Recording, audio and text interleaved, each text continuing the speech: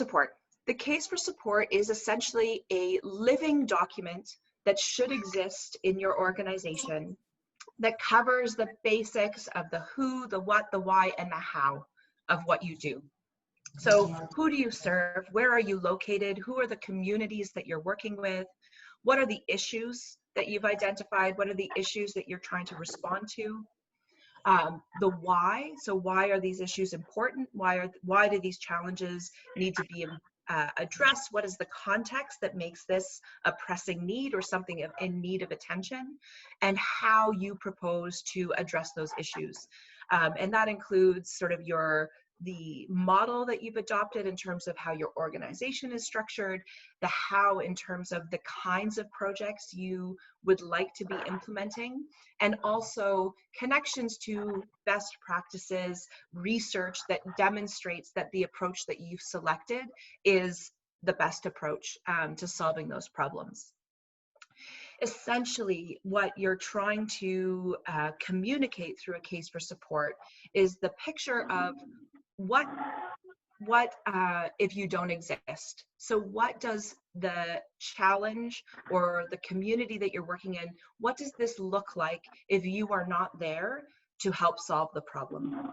And really kind of the intent there is to convince the reader that you need to exist and they need to fund you to do what you do, because the situation without your presence, without your intervention, is not acceptable.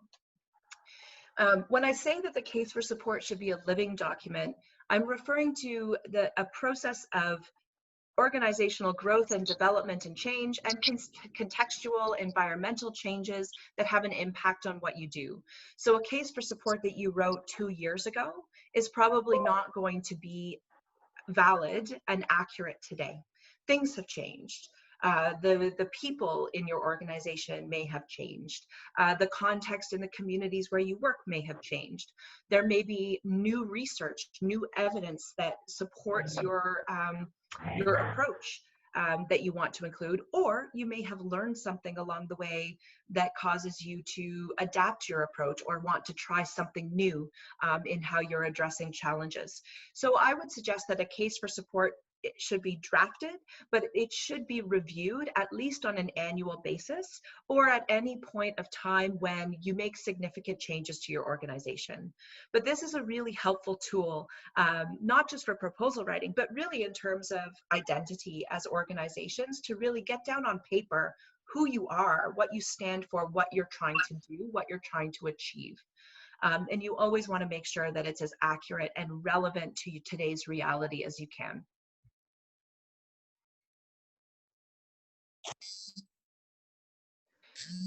So as I said, it can be used as a tool for many different audiences. You can use it as a tool for introducing yourself. Someone have a question? No. Sorry, I thought I heard someone. The information in your case for support is also the answers to a lot of very common introductory questions you're going to find in calls for proposals. So in most funder application forms, they have questions about where do you work? Tell us about your organizational history. Tell us about your organizational capacity. And those are very common questions that you can very easily answer if you have a case for support. And when you're answering questions like that in a funding proposal based on a case for support, you know that you're giving your best answer, one that's probably been reviewed by many people within your organization, and one that you know has been, where there's been time and effort put into answering those questions. Also means you don't have to spend a lot of time on those sections when you're writing your proposal, and you can spend your valuable time on other things that are going to be crucial to your success in getting the funding. These are the basic elements, and this is sort of like an outline of the case for support that I think you should all have. A very simple introduction to who you are, background information about how you were founded and why, your legal status, whether you're registered with the government, what's your organizational structure, your operating model? Do you have a board, an elected board of directors? What is the leadership? How is decision making made? And then a little bit of just sort of top line or sort of most important information about impact you've had so far and what your major goals are as an organization. I think it's also important to have a very clearly articulated vision statement. And this doesn't need to be enshrined like a mission statement that's sort of an official registered thing. This could just be, again, something that evolves over time, but what is it that you want to create? And this is an opportunity to inspire the reader a little bit, whether it's a donor or prospective volunteer or in your funding proposal, of painting a picture. If you get involved with us, if you support us and we are successful, this is what the world will look like, or this is what this particular community will look like. And it should be something that people want to be a part of because they want to see that vision realized. It should include a problem statement. And this is a piece that's a little bit more academic. So you want to be looking at what you've observed in the communities where you're working. What is the input? What are the needs of the people you're trying to engage with as they articulate to you?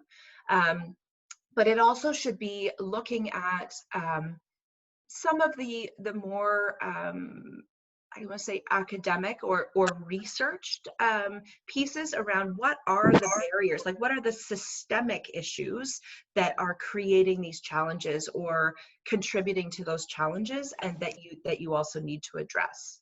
So these are the things, ideally, that any project you're going to be proposing are designed to address.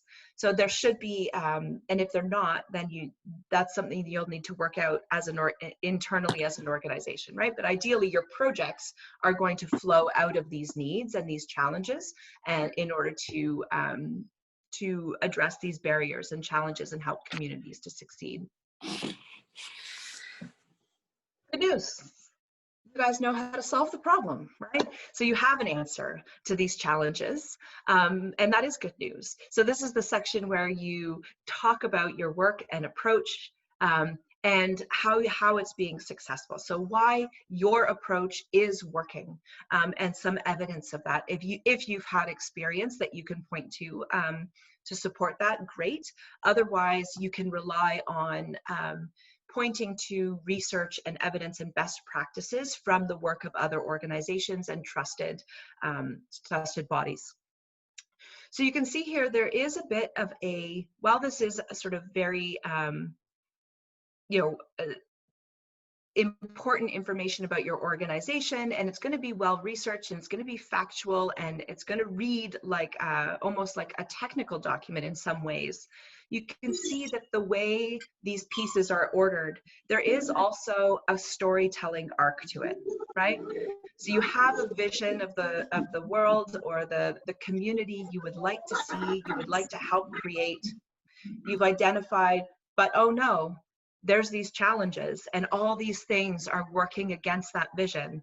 And then you come back up to the good news of, but hey, we are the solution. We know how to solve these problems. So you take the reader on a bit of an emotional journey as well, that should end with them feeling convinced that, this is something we need to be involved in because I want that story arc to end in a positive place.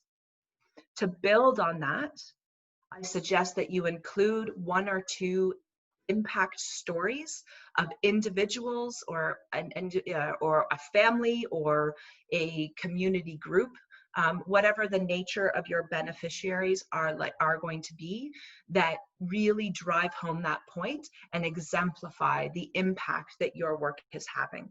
So you've convinced them on a technical or academic level, then you add a couple of stories that really connect on a human level and just drive that home, and sort of like the icing on the cake, if you will, to convince the reader that this is something that they need to be involved with. Ideally, I really think stories should include a photograph if you can.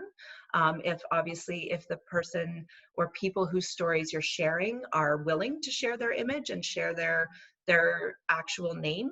And I always love to see direct quotes. So it's important as we just generally, I think, as we do this work and raise money for efforts, that while we do need to paraphrase and generalize a little bit about needs about a group of people or a community, it's always really nice to allow people's voices to come through in their own words from their own lived experience, in the way that they would communicate that. So if you can find a way to share that, I think all the better.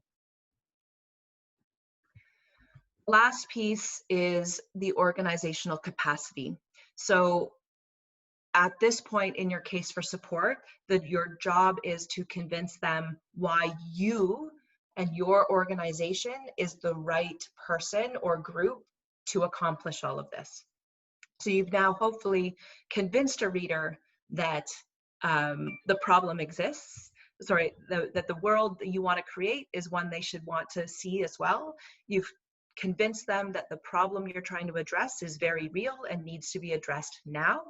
You've convinced them that you know there is a solution, and you've described what that solution is. You've shown them what people's lives can look like if these changes happen. Now you have to build the case for why you are the appropriate person or group to do this work.